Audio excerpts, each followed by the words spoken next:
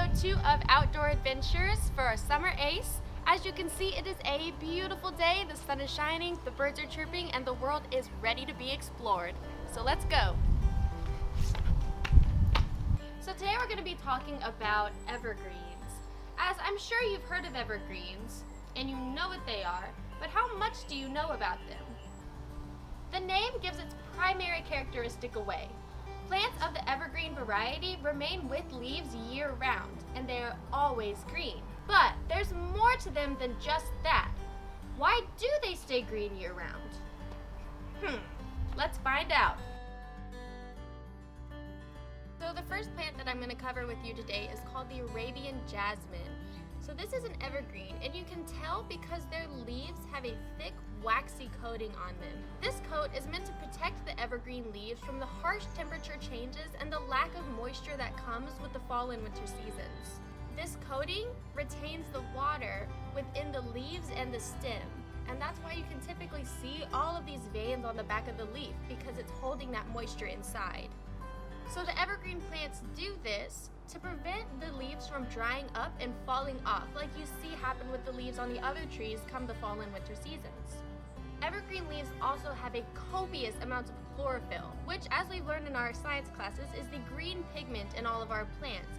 And because of this, that is why they are able to keep that green color year-round. Okay, so a way that you can see this is on an evergreen leaf. If you rub your fingernail on it, you can bring up the moisture that's inside the plant.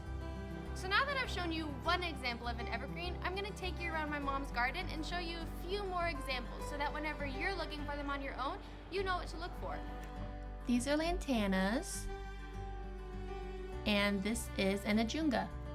And this here is the autumn fern. Now the reason why I'm showing you this one specifically is because I'm going to take off a bit of the leaves to use for our solar print activity. So I'm going to go ahead and take this off. And while I'm doing that, you'll go ahead and get your solar print kits ready, and we're going to start the activity. So our very first activity that we're going to be doing in my club is the solar print kit. So this is what you should have picked up from the Ace Den. And we're going to go ahead and open it. So you should have a packet of solar paper, which make sure not to open it because it cannot be exposed to the sun until you're ready to use it, which I'll explain how later. You should have these stencils here. You can cut out any ones that you want. As you can see, I already cut out the cat when I was doing a test run. You have 2 of these little clear folder papers, which is where you're going to place the solar paper, but we'll get there. And cards for whenever you learn how to do it. For me, you can do it on your own and send cards to your family, your friends, or whoever you like. Isn't that neat? First things first, we have to find a nice shady area. Like I said, solar paper cannot be put into the sun until you're ready to make your print, because if so, the paper is going to be affected and it will ruin it. You'll not be able to use it. So how we're going to start? So we're going to take one of these clear folder envelopes.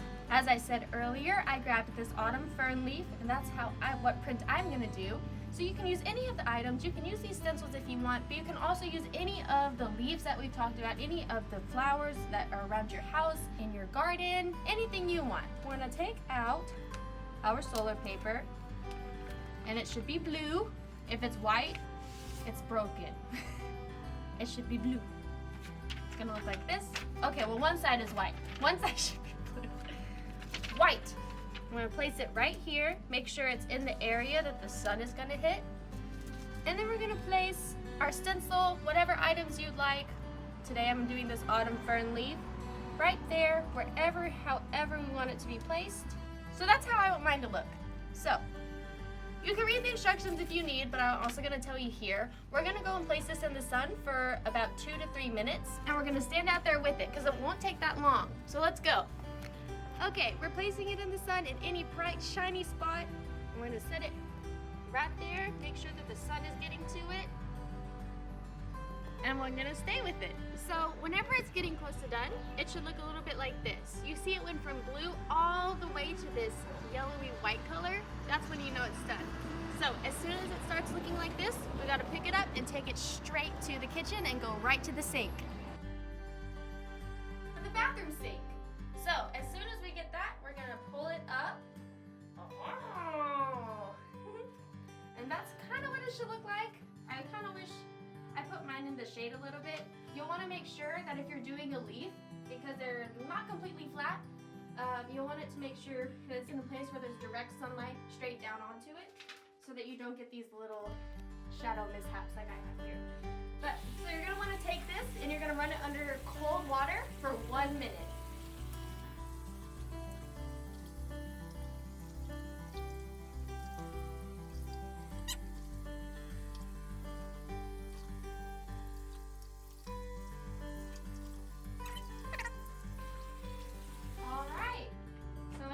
Done. This is about what it should look like. Still not done. We're gonna have to find a place to let it sit and air dry until it's done. All right, and whenever your solar print is done drying, this is what it should look like. Now, while I made this for my mom, you can do this for anybody, and all you have to do is cut it out, paste it, and decorate it, do whatever you want with it. You can make a really, really meaningful gift. Just like for me, on my test run, like I said, I made a cat, because you know I love my cats. And I have it in my phone now. Isn't that cute? So now that you know what evergreens are, and you have some examples of local evergreens that you can find, my challenge for you is to go out and find and identify an evergreen plant, or even a tree. Or you can find multiple, and do some research on it, and learn things about it. And make sure when you're there to take a leaf or two to use for your solar print activities. Let me know in the comments what evergreens that you found, and what you've learned about them. Even if it's one that I've already shown you. I would love to hear from you guys to talk about it. And until our next video, you guys stay safe, have a great week, and I'll see you next time.